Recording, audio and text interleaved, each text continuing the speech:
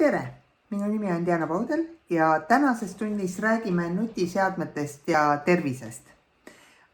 Kindlasti olete sellest kuulnud, aga kordamine on tarkuse ema. Ja esiteks räägingi, et millised on ohud füüsilisele tervisele, siis räägin, millised ohud on vaimsele tervisele ja tunni lõpuks mõningad soovituse, kuidas ennast kaitsta nende ohtude eest ja kuidas oma tervist hoida.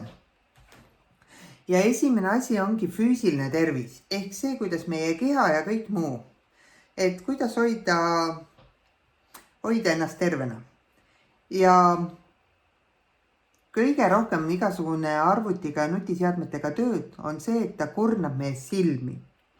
Et ekraani pingsalt vaatamine väsitab silmi ja kui silmalihaseid liiga palju, et ühelt poolt on ju et lihaste trenn peaks hea olema, aga meil on need lihased kogu aeg ühes asendis ja see ei ole hea.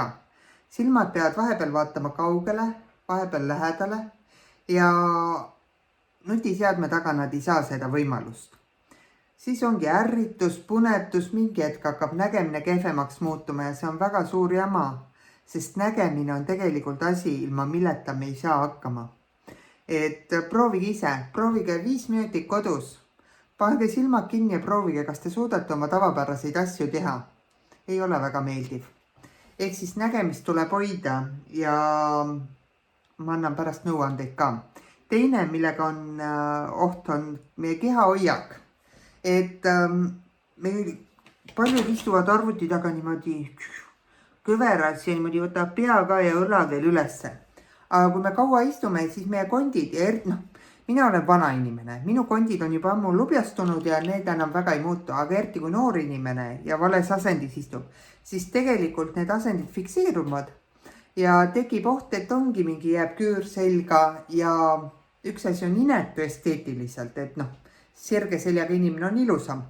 Aga teine asi on see, et kui meie selgroog ei ole õiges asendis, siis siit hakkavad tekkima pinged ja tekivad valud.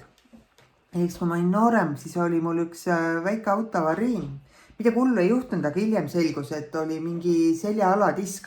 Oli veidike viltu läinud ja see põhjustas sellist jama, et ma mingi aeg ei saanud voodis näiteks istuli tõsta, pidin kuidagi ennast välja keerama, kuna selg oli nii valus ja üks jalg nagu ei kandnud. Õnneks trenni ja taastusravi ja kõige muuga, nüüd on praegu kõik korras. See oli õudne tunne, kui sul jalg ei kanna ja sa ei saa lihtsaid liigutusi teha. Et ärge endaga laske selliseid asju juhtuda. Ja muidugi igasugune kehv vastupidavus. Et nagu see kass. Et see on nunnu ümargune kass, aga kui me ainult istume ja ei liigu, siis meie sõrmelihased võivad olla tugevad, aga meie jalalihased, meie muud kehalihased, teiseks on ka kaalutõus ja sellega koos tuleb hunnik uusi probleeme, sukruhaigused, südamehaigused ja nii edasi. Ehk siis tegelikult selline pidev arvuti taga või nutiseadme taga olemine ei ole mitte kuidagi tervislik. Ja kõige hullem on see, et mitte ainult füüsilisele tervisele, vaid ka vaimsele tervisele. Ja näiteks vaimsele tervisele on üks väga suur probleem on depressioon. Et internetis meil on küll tunne, et me oleme kogu aeg kõigiga koos ja kogu aeg on nii palju rahvast, aga internetis on väga lihtne ennast üksinda tunda, kuna sa nagu suhtled kõigiga, aga samal ajal, kui sa suhtled kõigiga, sa ei suhtle kellegiga. Samuti on see, et sa jälgid kui sul on isegi halb tuju ja sa näed, et kõik teised nagu teevad midagi toredat ja mõtled, et mul on kõik nii kehvasti, siis see halb tuju võib süveneda depressiooniks, et see võrdlus teistega. Samuti küberkiusamine, et kui sind kiusatakse, kui sind laimatakse, kui sind mõnitatakse. Kõik seda tuleb ja mõnikord ei tee inimesed, vaata milline sa oled. Nii loll peab lõuad pidama. Selliseid ütlusi on palju, aga see teeb haiget. Et ära ise ka muidugi teistele niimoodi kirta, aga kahjuks interneti sotsiaalmeedia toob pigem negatiivseid emotsioone. Veel üks asi on keskendumisraskused.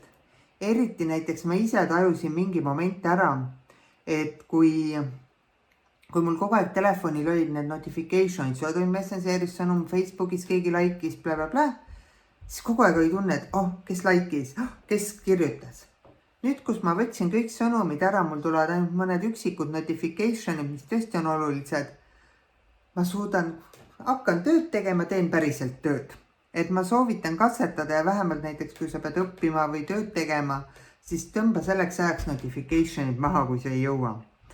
Kahjuks sotsiaalmeedia need teavitused ongi nii üles ehitatud, et inimesi nende muude tegemiste juures tagasi sotsiaalmeediasse meelitada. Need ei ole nii tehtud selleks, et meile head teha. See on tehtud niimoodi selleks, et sotsiaalmeedia saaks meie pealt rohkem raha teenida.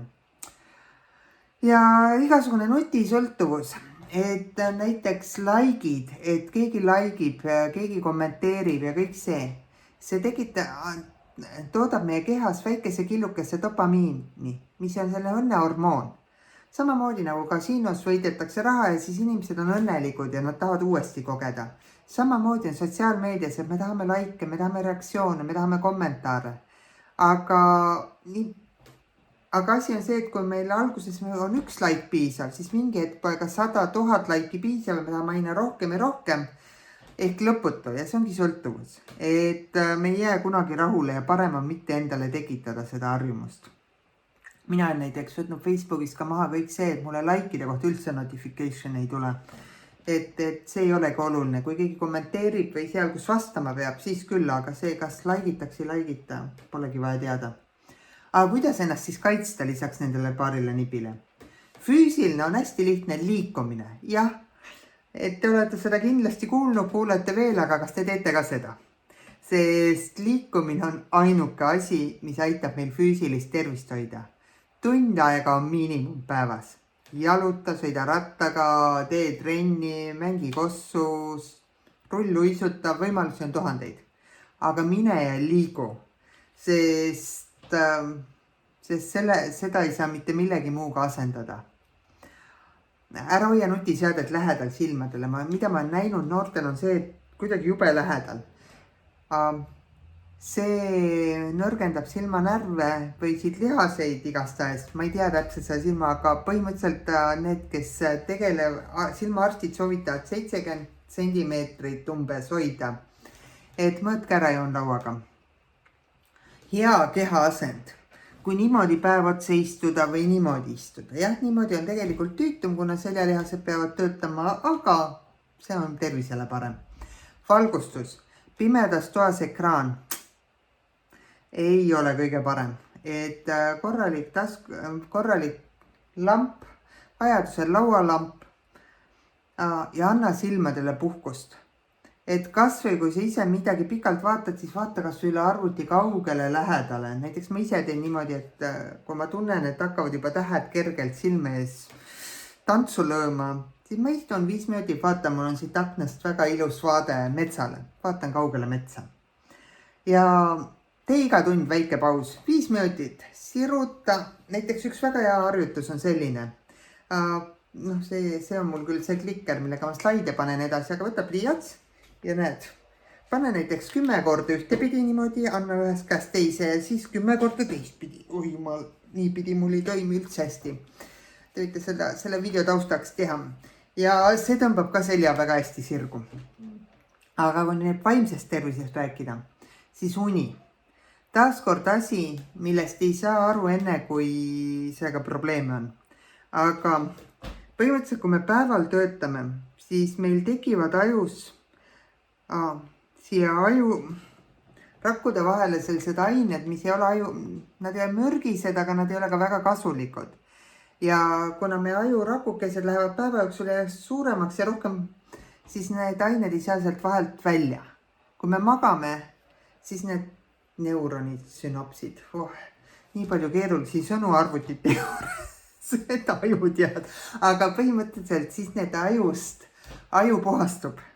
Ja pikk uni aitab meil nii, see on hea nii meie stressile, meie vähem depressiooni, kui magad korralikult, parem keskendumine. Kõik head asjad tulevad unega. Et kui on võimalus, magage 10 tundi. Et põhikooli keskel ja lõpus võib 10 tundi täiesti ööpäevas magada, kui lastakse. Ja mitte hommikul kooli ajal, vaid õhtul. Siis, kui sind kiusatakse, anna kohe teada.